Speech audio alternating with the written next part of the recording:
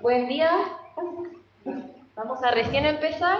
Gracias por sumarse nuevamente de forma presencial a quienes llegan, a quienes se suman por primera vez presencial y a las personas del Zoom. Hola. Vamos a retomar hoy día. Tenemos, como adelantamos ayer, la parte como más práctica del taller. Pero igual al principio vamos a estar conversando sobre ciertos aspectos como también prácticos, pero un poco teóricos para tener en consideración a la hora de hacer etnografía, de cualquier tipo de etnografía, pero particularmente con comunidades digitales, particularmente en juegos y entornos digitales. Ahí Toto me apaña. Bueno, repasamos nuevamente el cronograma de hoy. Vamos a empezar a hablar sobre registros etnográficos, después tenemos un recreo, bueno, registro y información a registrar, dimensiones a considerar a la hora de hacer etnografía. Tenemos una mini pausa y luego empezamos con las actividades. Ahí les vamos a explicar en detalle qué consistirían las actividades, pero vamos a tener vamos a hacer como etnografía en tiempo real, de manera individual, para ir comentando después de forma colectiva, en base a 4 videos de 4 tipos distintos de entornos digitales vinculados con juegos, que tienen distintas características en cuanto a audio, al aspecto audiovisual, en cuanto a la interacción entre las personas que participan, y la idea de estos ejercicios va a ser como ir discutiendo, conversando cuáles son los desafíos, qué les es difícil, qué les es más fácil, qué cosas considerar durante el trabajo etnográfico con este tipo de comunidades y entornos. Después tenemos otro recreo y al final vamos a hablar cómo sistematizar y presentar los datos. Y vamos a hacer un cierre para que nos cuenten un poco sobre sus percepciones sobre el taller, tanto ustedes como las personas del grupo. Ya, y empezamos con cómo hacer un registro etnográfico. Nuevamente vamos a retomar un poco a modo más general para personas que no necesariamente tienen una formación tan completa en el tema de la etnografía. Entonces, dale, continúa la siguiente. Ok, el registro etnográfico, para realizar este tipo de registro se requieren de 2 aspectos principales. El primero sería contar con un método de registro y definir qué información es la que queremos registrar, o qué dimensiones o aspectos considerar a la hora de hacer etnografía, ¿ya? Los métodos de registro se definen como dispositivos, objetos, formas, plataformas, programas o espacios en las cuales se dejan registro de las observaciones, los datos e información recolectada durante el trabajo de campo para su posterior análisis, ¿ya? Tradicionalmente, históricamente, los métodos de registro han sido análogos, ¿ya? De ahí vamos a hacer como una distinción entre los métodos de registro análogos y digitales, y voy a dar ejemplos para que lo tengan como presentes. Pero los métodos de registro puede ser desde un objeto como una grabadora, como una cámara o una filmadora, a un programa como puede ser, por ejemplo, el OBS para capturar pantallas. Si no conocen OBS, es un programa para hacer streams y para hacer grabaciones. Entonces pueden utilizar el OBS para capturar una pantalla de alguien entendiendo su computador, por ejemplo, o para grabar si están participando en alguna plataforma como Discord, como Zoom, etc. Zoom también tiene la posibilidad de grabar. Me parece que también, y eso también sirve como registro, como un método de registro. O también puede ser cualquier otro tipo de programas para registrar, desde Excel, herramientas de Google Drive, Word, etc. ¿Ya? El tema con los métodos de registro es que tienen 3 objetivos centrales. El principal, el más sencillo, es registrar y dejar respaldo de la información mediante metodologías etnográficas de una nueva ¿ya?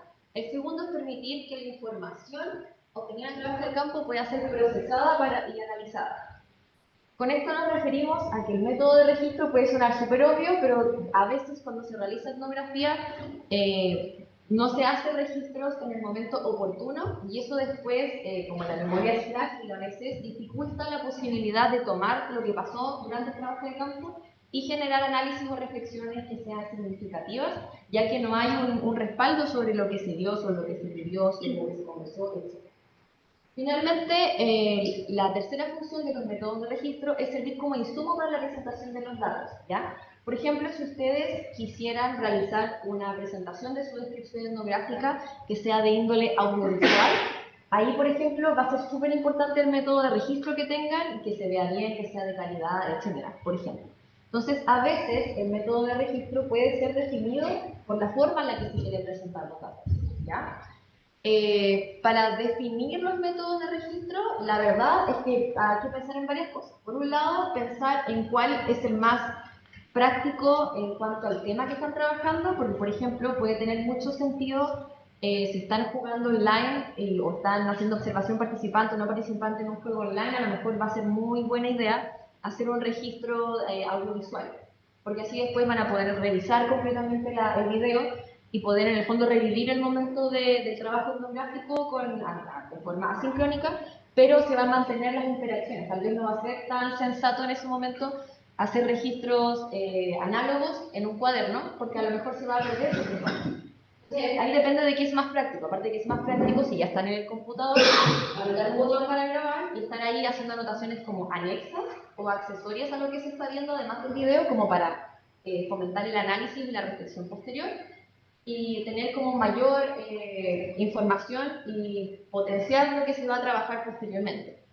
Otro aspecto a considerar para el método de registro, esto también aplica para las entrevistas y para otras metodologías. Por ejemplo, para entrevistas semiestructuradas se puede utilizar un método de registro, por ejemplo, se puede decidir realizar una entrevista online en vez de una presencial, si es que a lo mejor el tema con el que se está trabajando puede ser un poco sensible. Entonces, a través de realizar una entrevista que sea en una plataforma en vez de presencial, tú también le das a la persona la oportunidad de no prender la cámara, de desconectarse en cualquier momento si quiere hacerlo, cuando en persona es mucho más difícil alejarse de una situación presencial en caso de que una persona no se sienta cómoda. Entonces, de repente, la elección del método de registro también está definida por el tema en cuestión, la sensibilidad de esto. Por ejemplo, si están trabajando algún tema de comunidades online que también puede ser sensible, no sé, violencia de género, acoso en algún juego, a lo mejor las personas no van a querer como dar una entrevista. Pero a lo mejor sí van a preferir enviar un testimonio escrito, por ejemplo, por correo electrónico, por algún foro, por disco. Eso también es un método de registro válido y que también puede ser un insumo para el trabajo etnográfico, ¿ya? Finalmente, a ver, el tema, claro, lo logístico práctico y el otro aspecto como a considerar para el método de registro nuevamente, si es que ya tienen definido cómo quieren presentar sus datos o su información. Si quieren presentar los datos a lo mejor en un texto, en un artículo científico, a lo mejor todo el material que tengan van a tener que procesarlo y sistematizarlo y pasarlo a un formato escrito o más visual, como puede ser un gráfico, un diagrama, etcétera, porque la presentación va a ser en texto.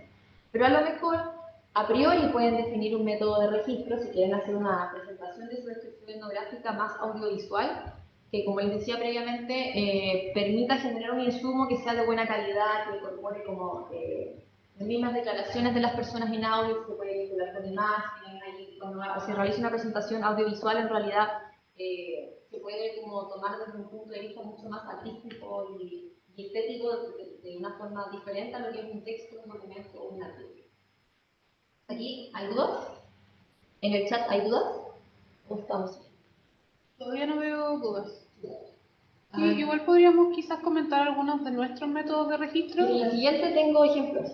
Ya. Te lo comentamos en la siguiente. Cuando cambie. Sí, no, manual. Ya, aquí les presento una tabla trampa de métodos de registro.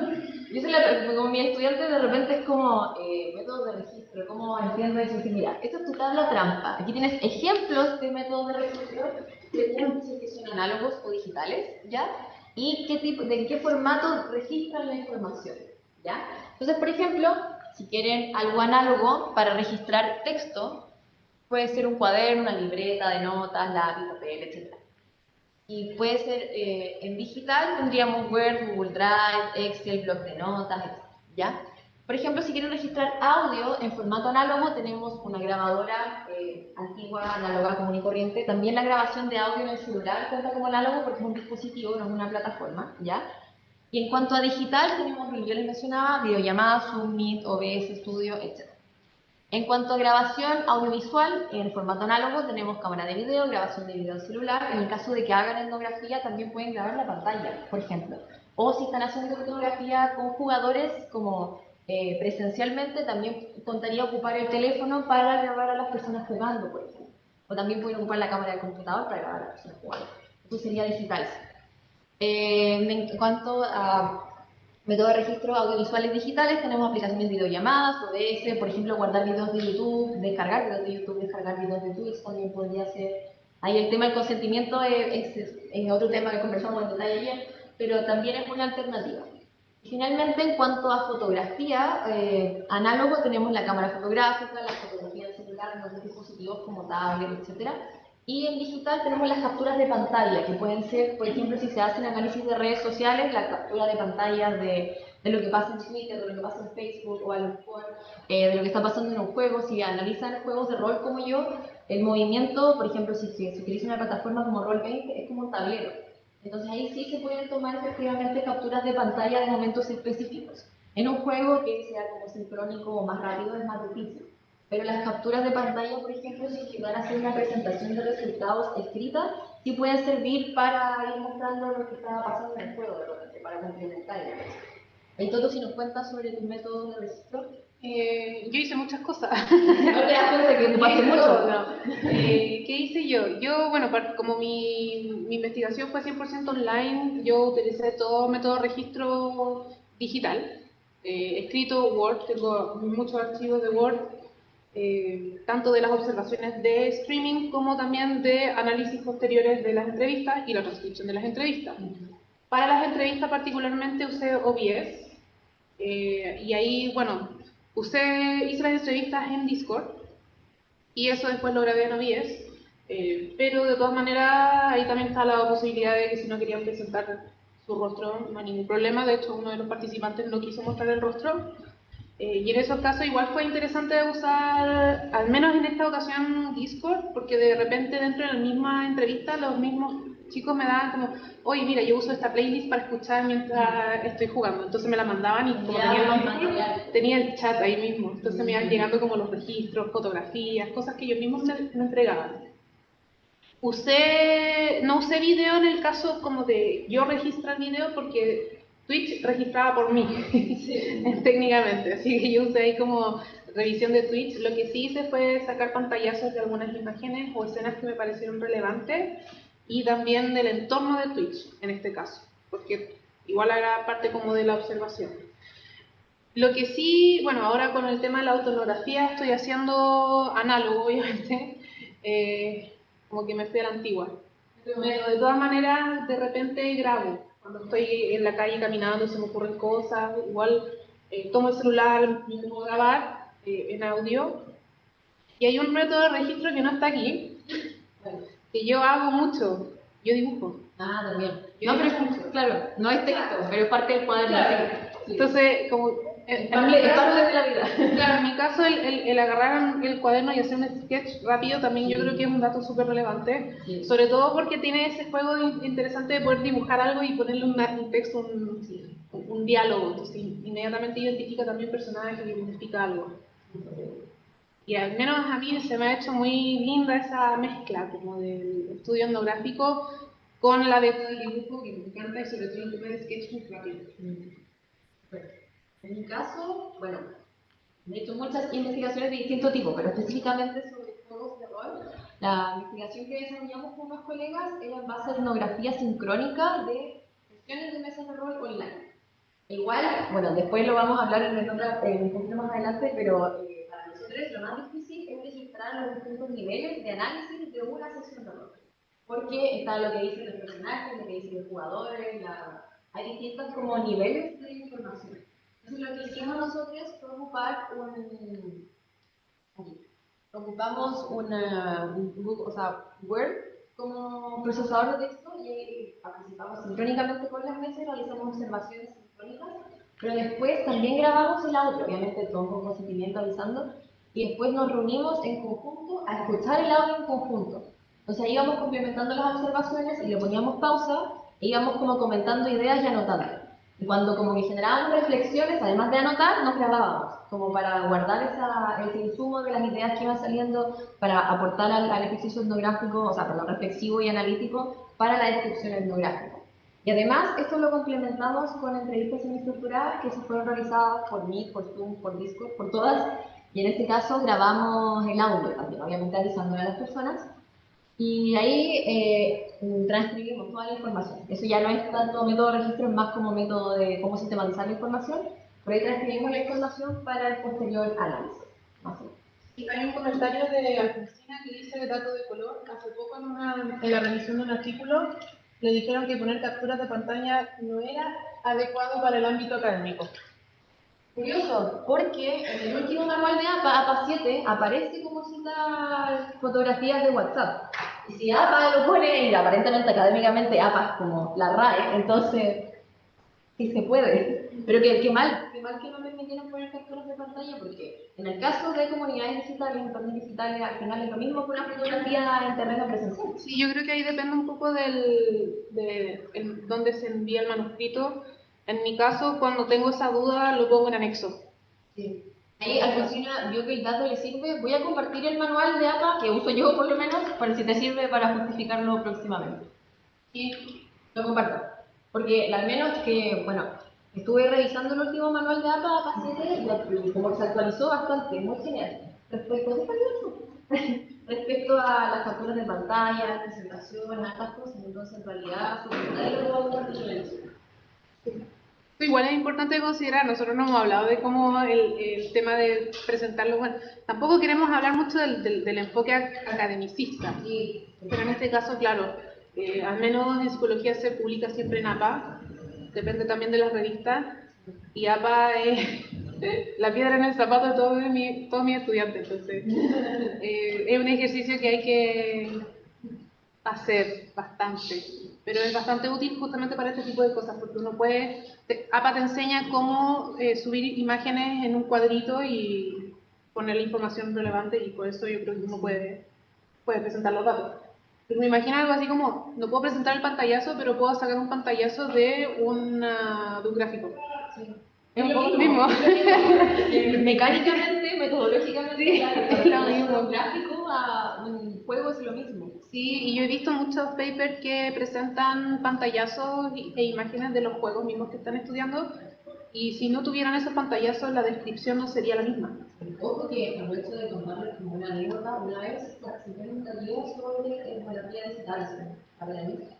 Fue una experiencia muy fuerte porque, o sea, no es fuerte, pero la persona que estaba disertando decía no, y no sé, en la entrevista como que resguardamos la identidad de la persona por completo, analizamos grupos de Facebook, que no sé qué, y la persona comparte un pantallazo de un grupo de Facebook donde una persona pone su número de teléfono. Oh, no. Entonces, igual, mucho cuidado ahí con el tema del consentimiento, con lo que conversábamos ayer, y de la ética, porque si van a resguardar la identidad de las personas, preocuparse que efectivamente toda la información que registren con su método de registro y que presenten con su descripción etnográfica resguarden la identidad de las personas. Por ejemplo, una cosa es mostrar como, no sé, una foto de un avatar o cosas así, pero ojo, por ejemplo, con los correos electrónicos, hay gente que comparte el número de teléfono, se aparece ubicación, tratar de evitar que se aparezca el sitio de información que sea relevante para la investigación y que esté justificado con un debido consentimiento informado o las consideraciones éticas pertinentes, para que lo tengan.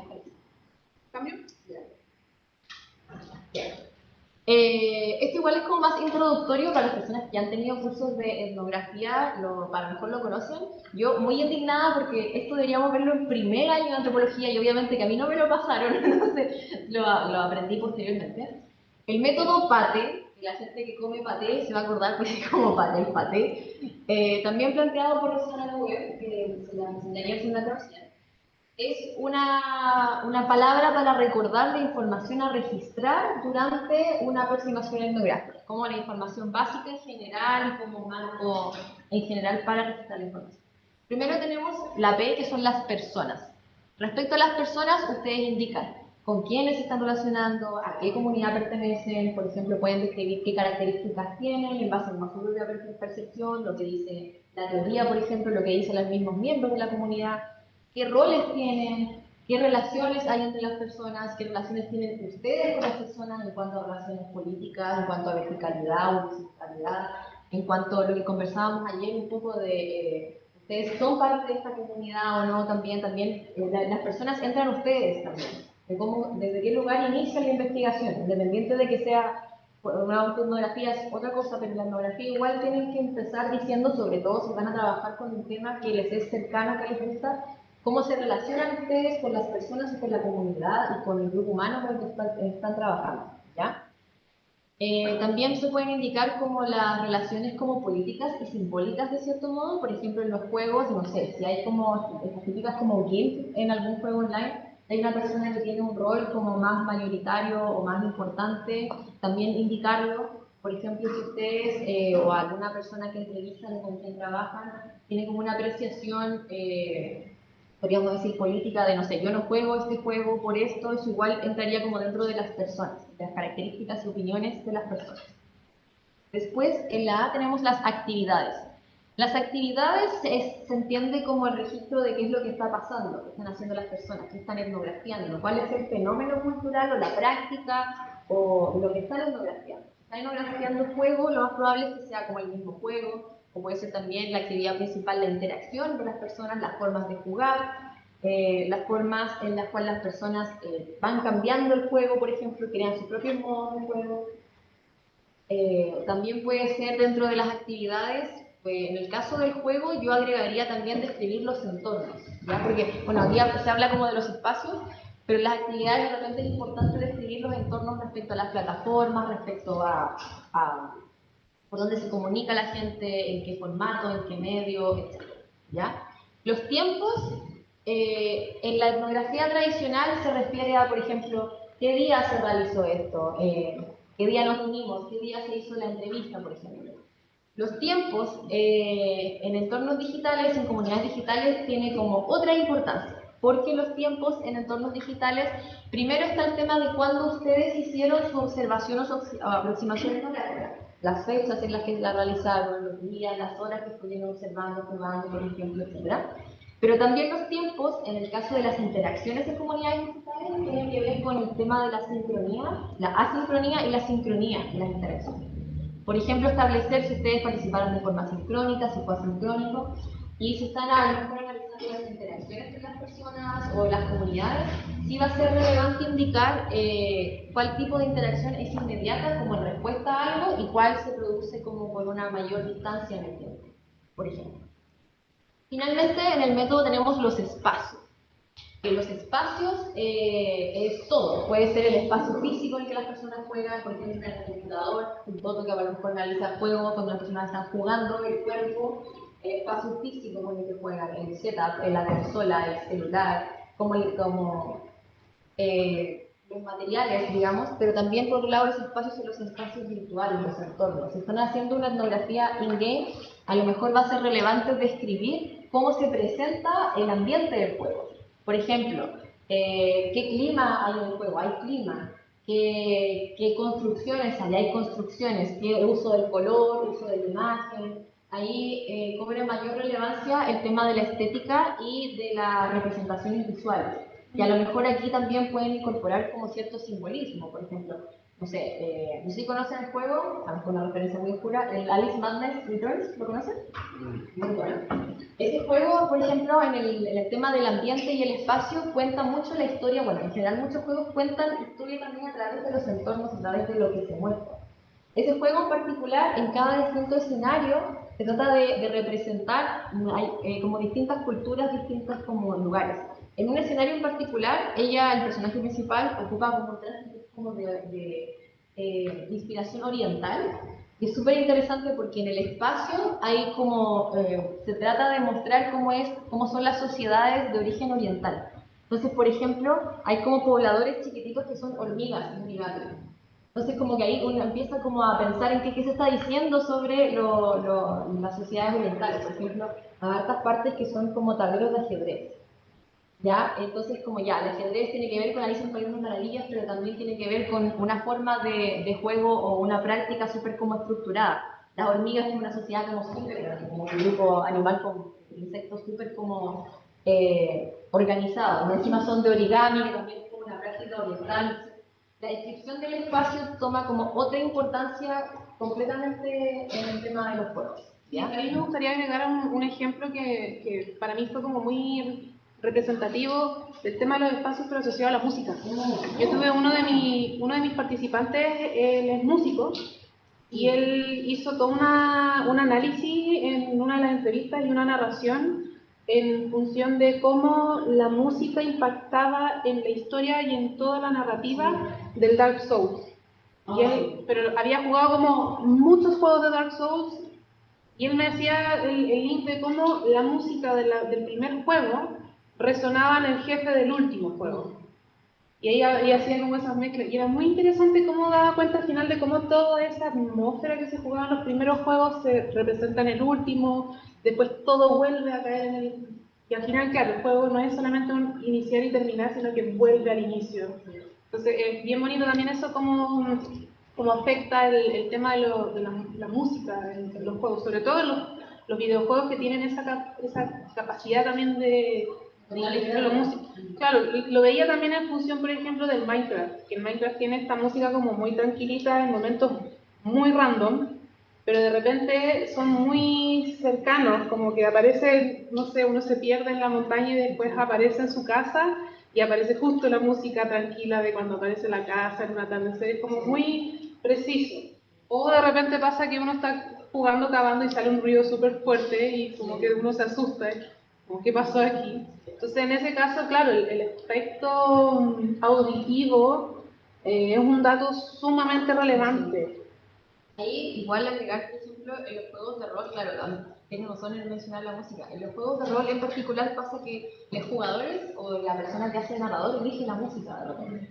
Entonces la música en general tiene que ver con referencias, como el espacio de lo simbólico. Por ejemplo, no sé, voy a contar algo íntimo para que se entienda. Cada vez que nosotros jugamos mesas de rol con mis amigas, cuando hacemos el recuento de la mesa de rol al principio de qué pasó la sesión pasada, ponemos o la música de resumen de Dragon Ball Z, o ponemos la música de resumen de Sensei, la de Caballero. Qué buena. O por ejemplo, cada vez que tenemos como un evento como deportivo, por ejemplo, bueno, vamos a ver un video después de un evento deportivo que es una justa, ponemos la cortina musical de Deportes de TVN, o si no ponemos, para personas de Chile, una cortina musical conocida, o si no ponemos esta música como de animadoras gringas, como de You're Ready for This, porque no hace sentido. Entonces igual entra como al espacio de lo simbólico, de los significados, cuál elección musical, para qué momento es relevante, como habla por un lado de las referencias, por otro lado habla de los productos culturales, en este caso que consumen los jugadores, o que a lo mejor les son familiares o les hacen vincular cierto sonido con cierta actividad o cierta práctica. Ahí igual voy a volver un poco a la P porque se me olvidó algo súper importante que es el tema de los avatares. Los avatares y las representaciones que tienen las personas de su identidad digital online, ya sea en juegos o ya sea en redes sociales, por ejemplo. ¿Qué nombre eligen? ¿Qué imagen eligen? También es importante describirlo. ¿Qué colores usan? ¿Tienen varios avatares? ¿Siguen una línea esos avatares o no? La creación de personaje que comentábamos ayer con Toto. ¿Por qué yo elijo ser una bruja cada vez que juego un juego? Por ejemplo, ¿por qué siempre elijo personajes con poderes mágicos? ¿Por qué una persona elige ser un animal? Es igual, es relevante y entra dentro del espacio de análisis y de descripción de lo que está pasando en una comunidad digital en torno a esto. Ya finalmente volvemos a la llave.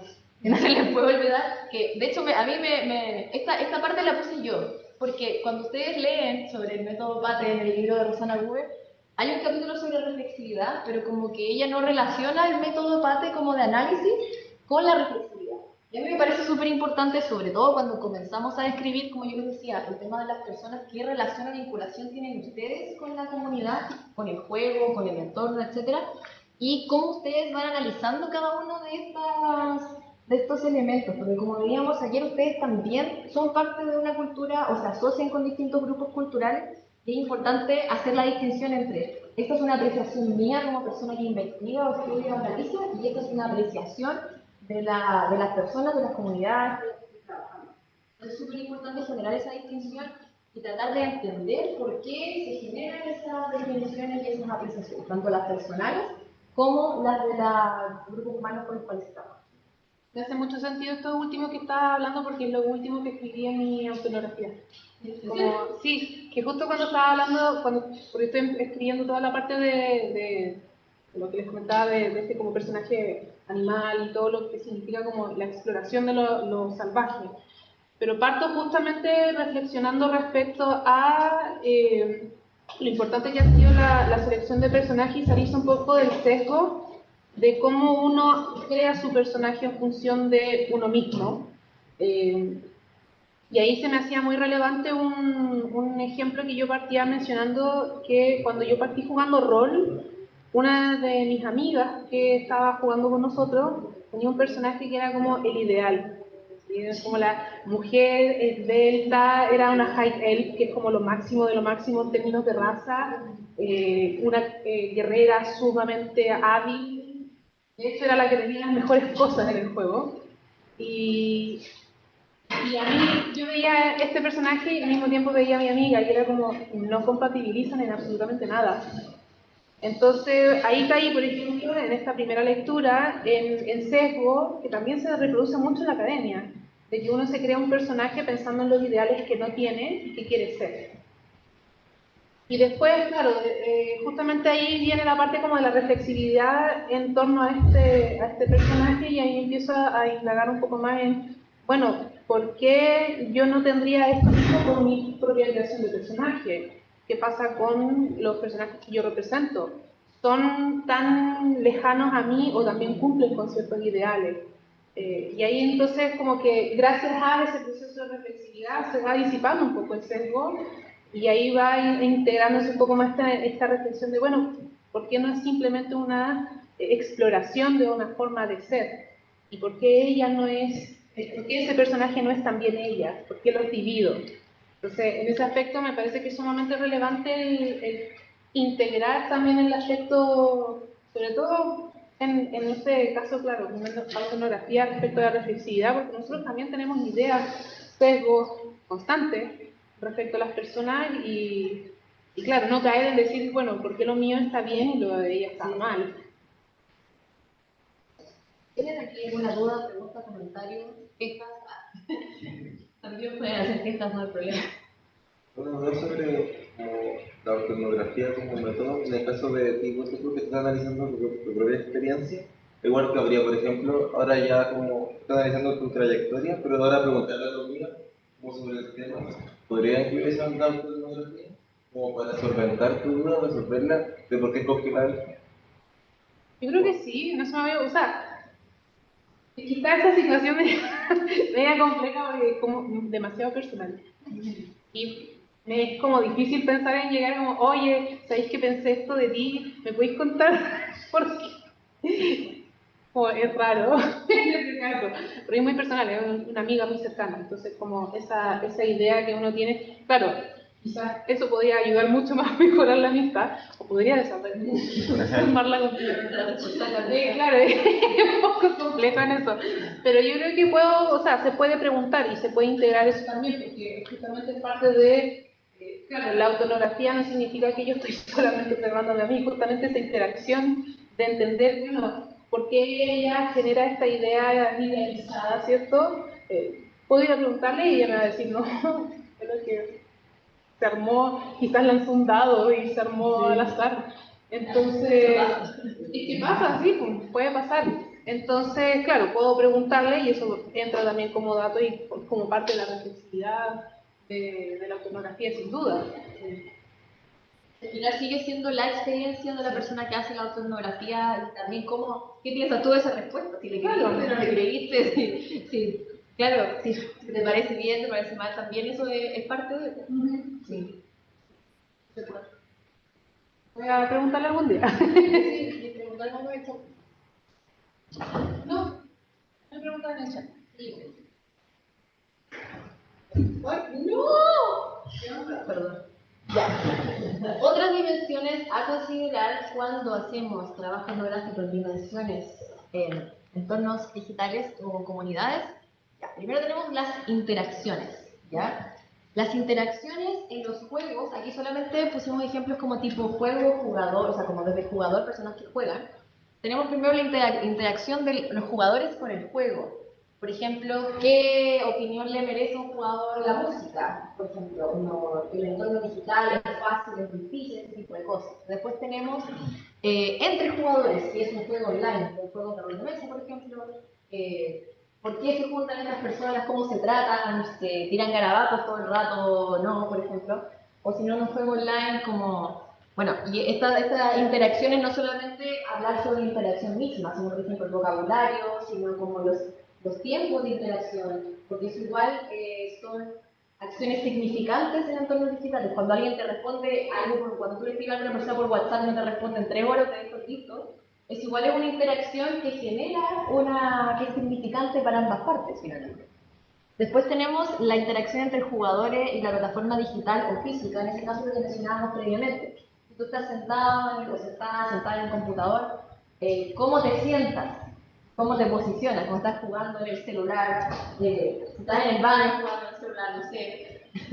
También puede ser considerado interacción jugadores plataforma física o el formato digital. ¿Qué cosas tienes abiertas en el computador mientras tienes el juego? ¿Estás haciendo algo más mientras estás jugando? Por ejemplo, conozco muchas personas que juegan y a la vez ponen video en YouTube, por ejemplo, o escuchan música, otra música mientras juegan. También. Después, la relación jugador-cuerpo que juega. Ahí la Toto nos puede dar cátedra, pero en esencia es como, más allá de la postura, tienes frío, tienes calor, tienes hambre, cómo se siente el mouse, cómo se siente el teclado, cómo se siente la consola, por ejemplo. O sea, tienes cansada la vista, cosas así. ¿Qué tienes puesto? ¿Qué no tienes puesto? Jugador de cuerpo que juega. Sí, no, hay hartas cosas.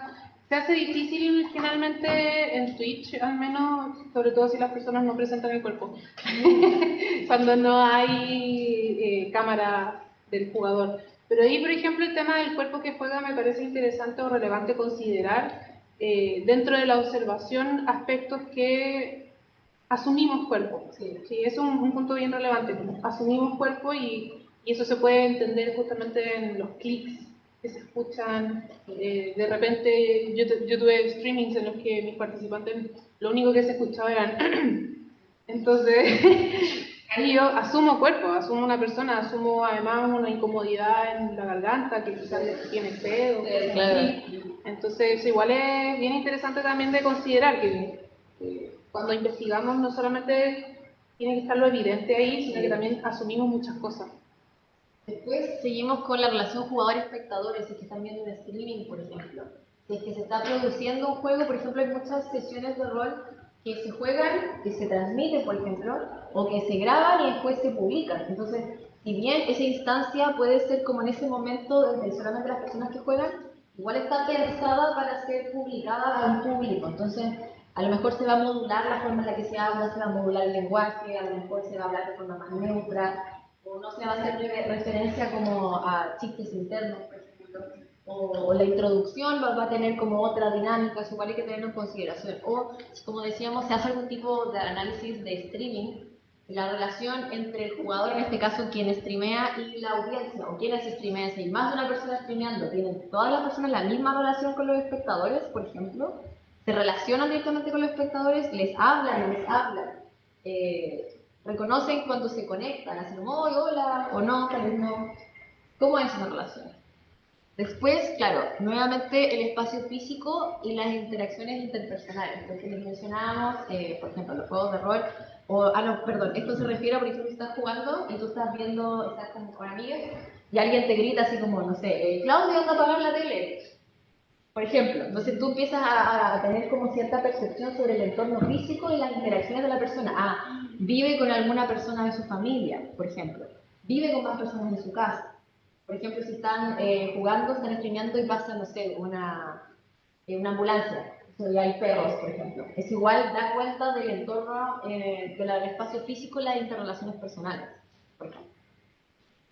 La mamá. Ese La mamá. Ese como el que, ese fue yo creo que fue lo que más se repitió, como la mamá, y que la mamá llamaba, sí, porque que la mamá llamaba a tomar once, o a tomar la merienda, era lo que más se repetía. Claro, o también cuando un jugador se cae, también hablamos como de las características del internet, de la conexión, o de repente teníamos una amiga que jugábamos online y de repente se desconectaba de la nada y no volvía, era porque la mamá le desconectaba el equipo. Claro, eso igual da cuenta, obviamente, de que vive la persona su interrelación.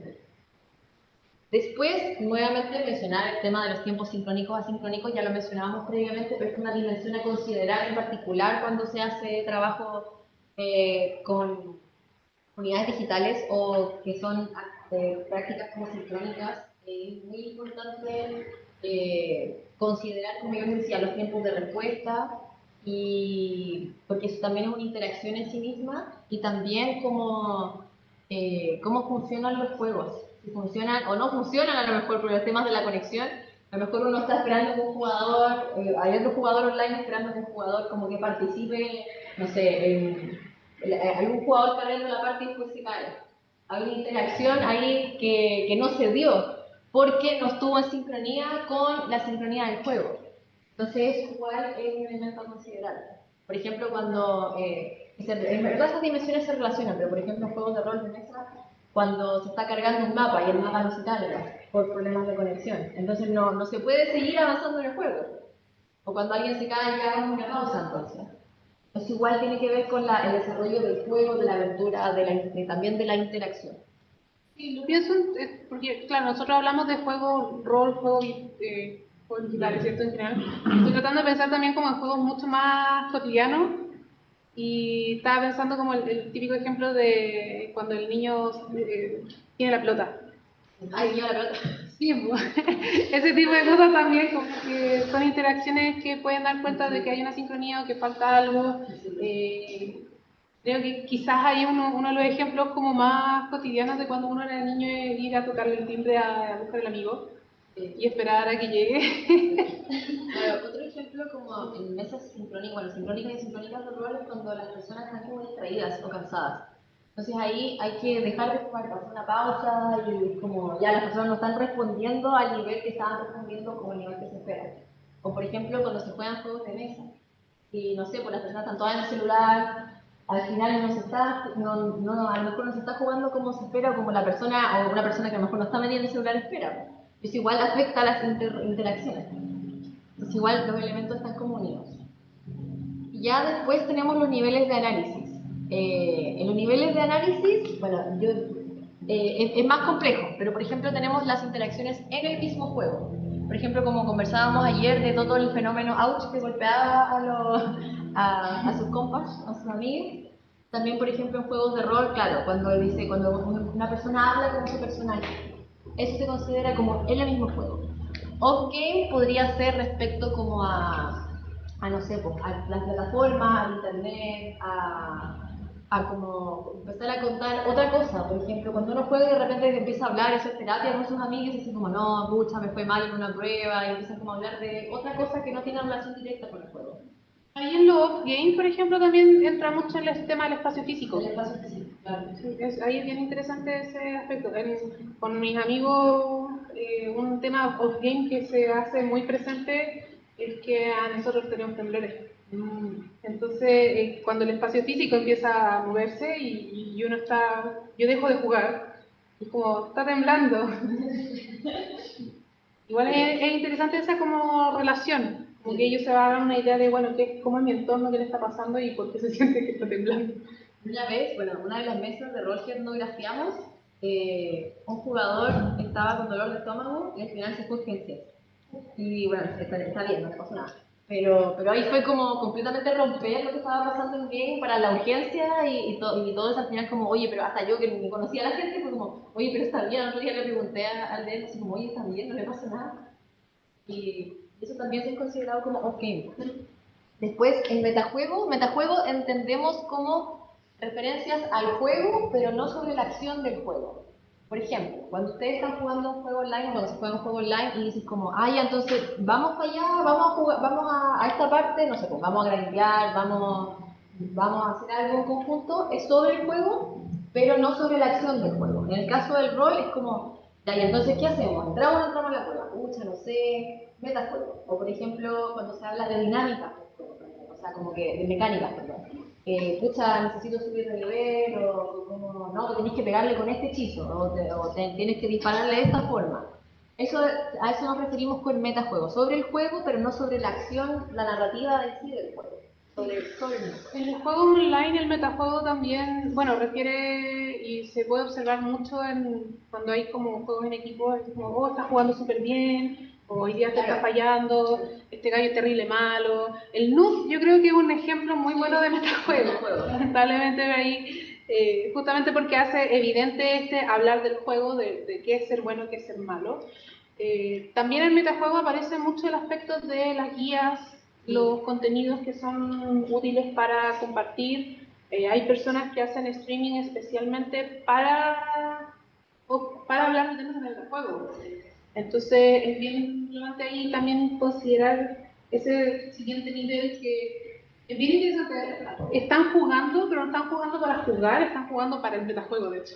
Entonces ese también es un nivel bien curioso de observar de cómo muchas veces, y ahí en la parte del metajuego a mí me sorprenden mucho los jugadores, son muy dedicados para romper con el juego.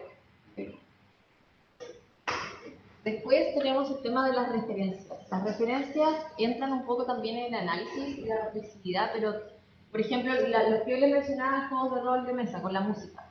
Estamos jugando y entra y alguien pone un sonido, por ejemplo, se ve mucho en los streams de Twitch, que cuando tienen como estos audios, cuando las personas como que pagan, por ejemplo, y tienen como audio o se escuchan como memes, por ejemplo, eso entraría como en la referencia. También afecta la interacción y también afecta las formas de jugar.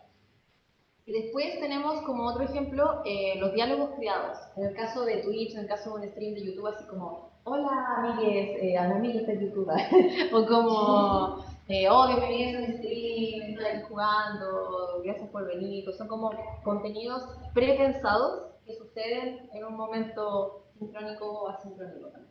Porque están pensados para una audiencia, no es como una forma de hablar que sea una interacción sin pensar en un público objetivo específico, sino que está pensado para un grupo.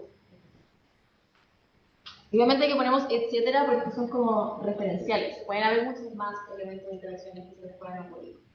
¿Ya? Finalmente tenemos como los cruces y contenidos contextuales, que es como la dimensión un poco más compleja, podríamos decir, donde tenemos como las áreas temáticas que se cruzan dentro de un juego, también relacionado con las referencias. Por ejemplo, si usted se hace un personaje, ya no sé, yo juego en una mesa de rol y me armé un personaje, ya lo van a escuchar después, me da lo mismo. Es un personaje que es un caballero conejo, ¿ya? Es un caballero que es un conejo y está inspirado en el personaje de Aragorn, de Señor de los Anillos, ¿ya? Entonces le puse Aragorn, porque obvio. Y su sobrenombre, en vez de Dracos, es Hopper, porque salta. Entonces, en inglés se llama Strider, por el movimiento que hacen los caballos, entonces le puse Hopper como sobrenombre, porque él salta, no galopa, obviamente. Entonces ahí hay un área, hay una área temática y una referencia específica a un elemento que genera el diálogo, en este caso el cine y la literatura. Se me hace otro cruce con tu personaje, quizás no lo habías pensado. Mansión Foster para amigos imaginarios. Sí. De hecho donde vivimos hablamos de la mansión Sauria por Mansión Foster. Ah, increíble. Ahí hay otro cruce, ¿viste? Que está muy bueno eso. Ese es un cruce. Sí. Yo lo llevamos los conejos. También, el tema es que las áreas temáticas y las referencias, por un lado, pueden ser como hegemónicos o generales. Pues Aragorn, Señor de los Anillos, como una referencia súper como conocida, más masiva, pero también pueden ser referencias o áreas temáticas del ámbito de lo personal, que tienen que ver con interacciones entre jugadores. Por ejemplo, en mi caso, mi relación personal con por qué me gustan a mí los conejos. Entonces, eso igual son elementos a tener presentes a la hora de generar análisis temático. Aquí tienen dudas, preguntas, comentarios, opiniones, quejas. Por ejemplo, también se puede dar que en juegos, no sé, yo lo veo en muchos juegos de rol, que la forma en la que los personajes interaccionan tiene que ver con referencias o tiene que ver con cómo se presentan los personajes en el mundo como del anime o en el mundo de los juegos, por ejemplo. No sé, hasta el vocabulario, que trata la gente de Onichan o, por ejemplo, eso igual tiene que ver con una esfera de elementos y de productos culturales que son conocidas y que son más masivas. Ya que aparte que las personas que juegan en general tienen como una mayor disposición o predisposición o una mayor probabilidad de que se relacionen con alguna de ese tipo de esferas en general. Entonces por eso igual es interesante generar como estos cruces temáticos. Estaba pensando también como haciendo quizás una relación de los distintos niveles de ejemplo, de análisis, cruces y de interacciones. En los juegos de rol se ve mucho también que de repente hay jugadores que no están como tan dispuestos a actuar o justifican todas sus cosas como mi personaje debería hacer esto. No. Y lo dicen en la sesión. Entonces como mi personaje debiera decir esto o debiera sentirse así. Entonces ahí hay un cruce, por ejemplo, con una referencia, en el caso de una mesa que nosotros estamos jugando, hay un tema sobre salud mental muy grande ahí. Hay un aspecto de referencia de este cabrón que está estudiando mucho, como que le interesa el tema. El nivel de análisis de metajuego en este caso, también sí, no, es metajuego técnicamente. Y también la interacción de cómo se supone que debiéramos nosotros como jugadores responder a eso, tanto como jugador como personaje.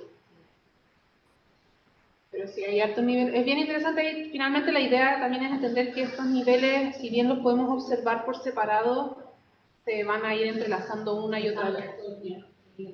Por completo. Estamos en hora de recreo. Ya, sí, mi reloj se paró. Si necesito que me avises. Porque si voy a seguir hablando hasta el fin de la eternidad. Tenemos un recreo de aproximadamente una media hora. Tendríamos que volver por la hora que tenemos ahora, como a las 11:40 aprox. Y de ahí vamos a empezar entonces con las actividades.